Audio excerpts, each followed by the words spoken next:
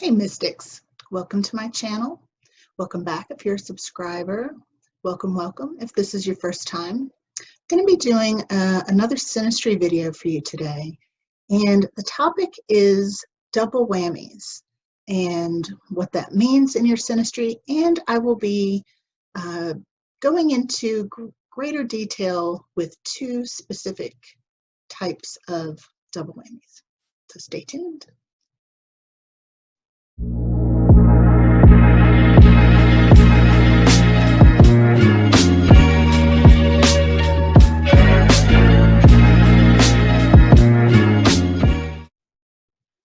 I'm Ananda from Galactic Mystic, and I have been using and studying astrology, tarot, and all things mystical for over 30 years now.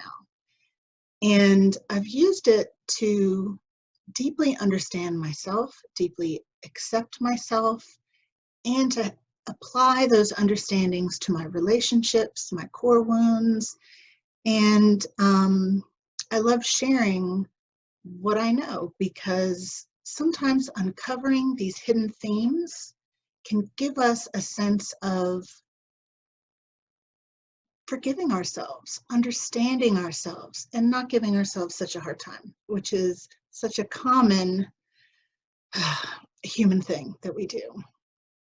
So, okay, a double whammy in synastry is when, say for instance, my sun is conjunct your moon.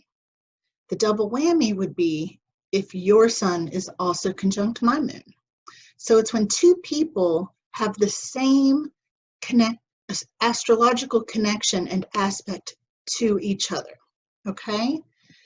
Now, I'm going to, well, first of all, I've done a video on how to pull up your synastry chart for free. I'll put a card up here for that if you need that.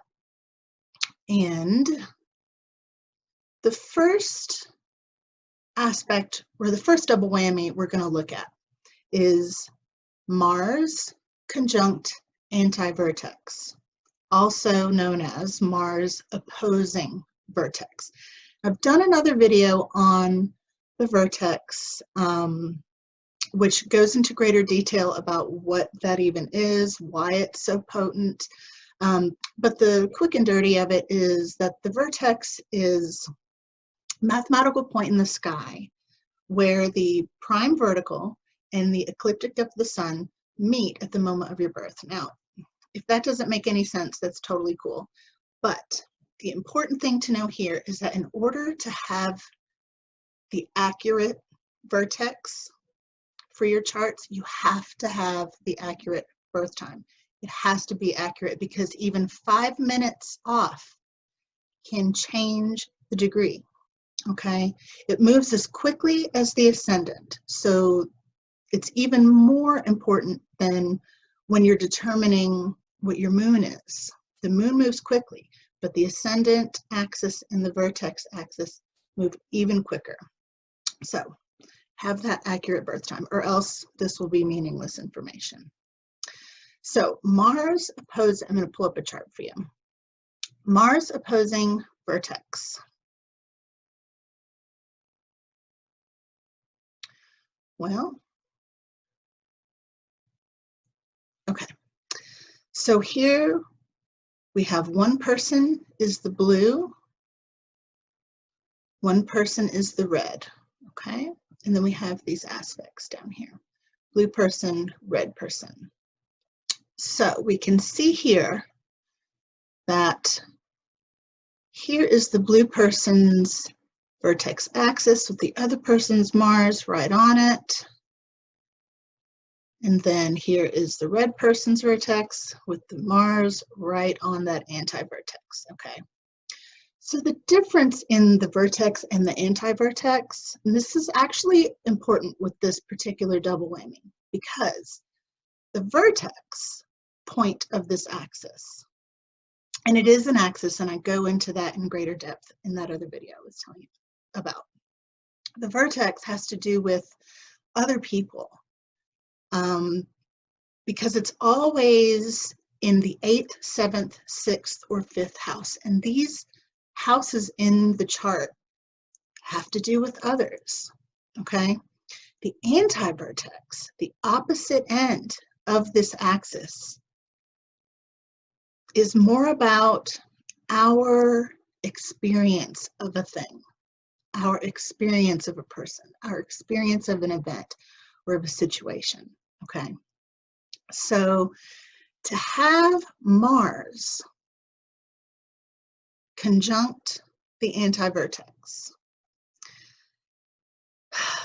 and to have this as a double whammy, these two people have off the charts attraction for each other. Mars is the planet of our physical bodies, the fuel, our drive, our sexuality, anger, but you know, it's not necessarily negative. It's about passionate energy, about our masculine selves, the part of us that we assert, the part, it's a loud energy. Mars is hard to ignore. And for Mars to be conjunct the anti-vertex for both of these people, they just, I mean, this is a very, very potent attraction, okay?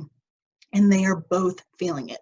The experience of this attraction is totally mutual, which is usually a blessing. But for these two, I'll just point out a couple other things in this chart so you can see how this type of just like rampant attraction can go a little awry.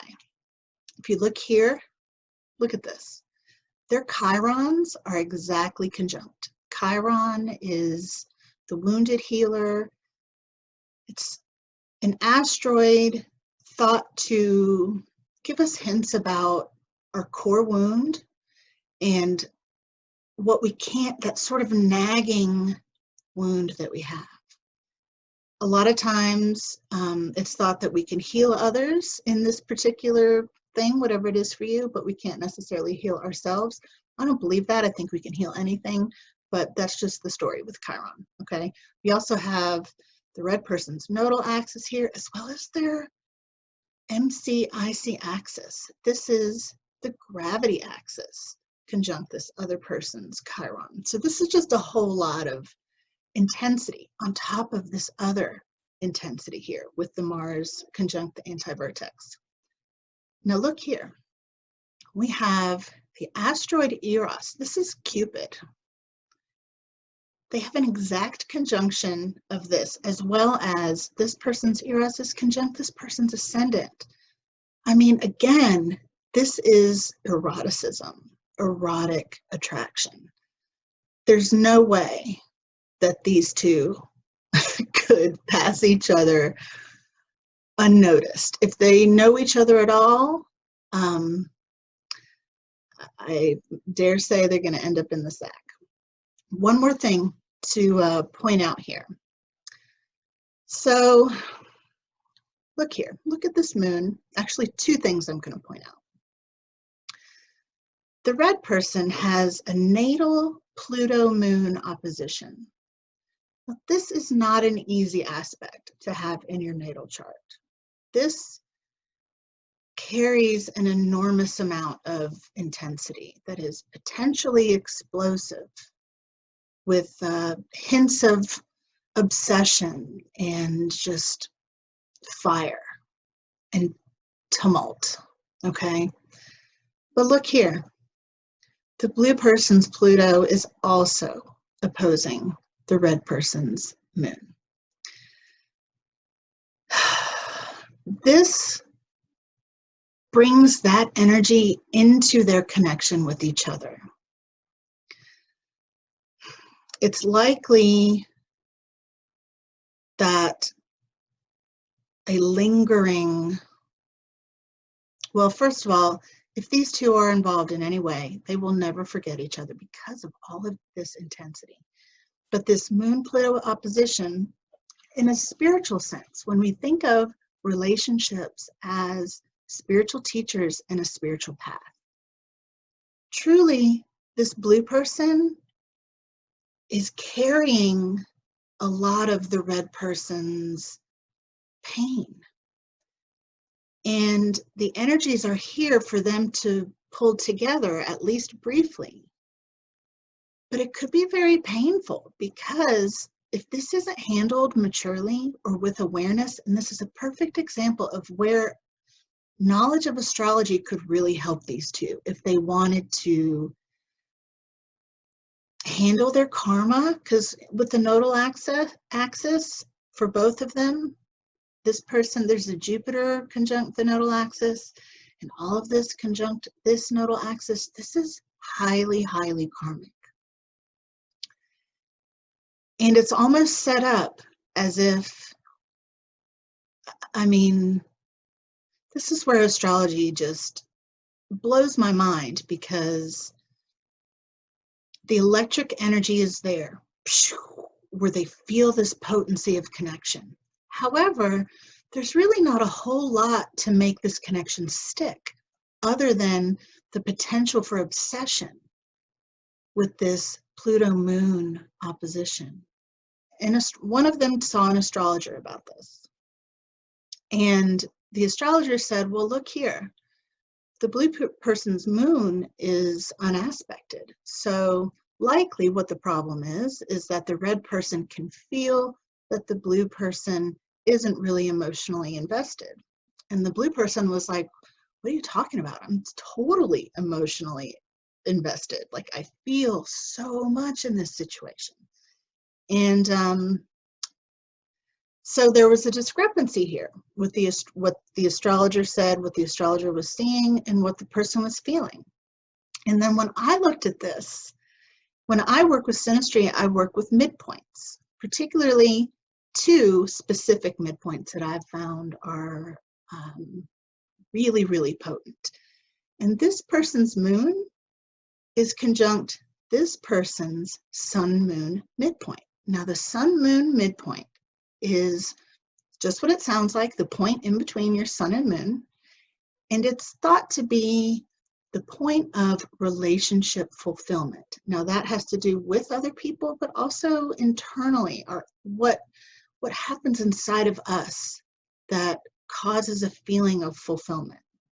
But with the moon conjunct the sun-moon midpoint, now we're looking at a moon that is no longer unaspected.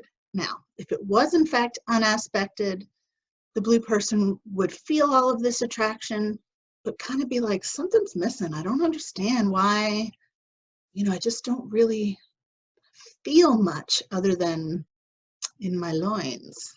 Okay? So it's important to look deeper into things sometimes.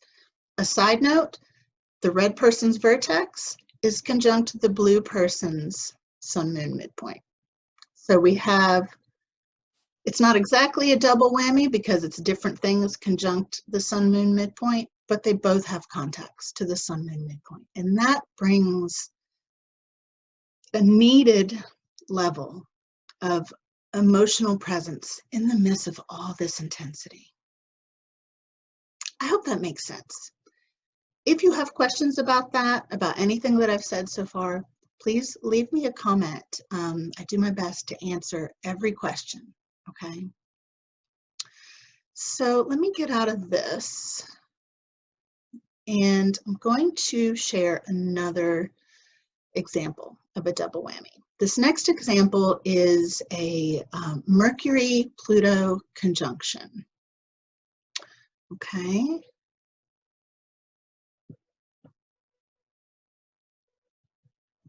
Okay, let me get this chart for you.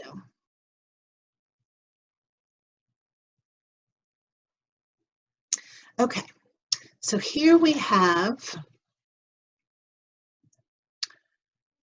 if you've been watching some of my videos, you've seen this synastry chart a few times. There are a ton of fascinating synastry contacts happening in this chart. So here we have one Pluto-Mercury conjunction here, and then the other here. Now, of course, these people also have the Sun conjunct Pluto, which I've done a video about, I'll put that up here, but here's Mercury conjunct Pluto. Now, if you want to look down here at what the orbs are for these conjunctions. So blue person is 21 Libra for Mercury, and red person is 16 degrees of Libra for Pluto. So that's a reasonable orb for this. The other conjunction, 8 degrees Libra, 13 degrees Libra. So that's within our, I usually use 6 degrees generally is what I like for conjunctions. So what does this mean? Well, of course, they're both going to experience this, which is quite lovely. Pluto conjunct, or actually Mercury conjunct Pluto. We usually say the faster moving planet first. This is going to give them a natural tendency to get into deep probing conversations. They're not going to talk about a lot of surfacey stuff. It's going to be meaty conversations. And the interesting thing about Pluto is whenever Pluto is involved, there is the potential for control issues or manipulation, depending on the maturity level of the Pluto person. But because if there was only one, like if it wasn't a double whammy, and it was only one of them having Mercury, the other one having Pluto conjunct, the Pluto person would probably be the more dominant in conversation and might try to be constantly swaying the other to their opinion. Oh, I just hit my laptop. Okay. Sorry about that. But because it's both of them, they probably have, and they do, deep, meaningful, probing conversations. And it's pretty balanced because it's a double whammy. Now, these two, when they first met, they went immediately into meaningful conversations, which to this day is the foundation of their relationship. Now, actually, while I'm here, I'm going to point out another type of double whammy that I wasn't planning on talking about, but since we're here, we might as well. So let's look at this. So this is the blue person's 12th house. And here we have the other person's Venus is in their 12th house. Then look over here. The red person's 12th house, the blue person's Venus is in their 12th house. So what the heck does that mean? This is an interesting one. 12th house synastry. I mean, this person has a stellium in this other person's 12th house. That's a lot of energy. The 12th house is house of karma, the house of spirituality or subconscious, the things we hide from ourselves, things that take us outside of ourselves, like spirituality, like transcendental meditation, like orgasm, anything that sort of takes us out of the physical realm is 12th house. So with all of that, it's a little bit nebulous though, isn't it? It's not very concrete. So this could cause these two people, to neither of them really have a lot of understanding about how the other loves them. It can be an indicator of a relationship that began hidden.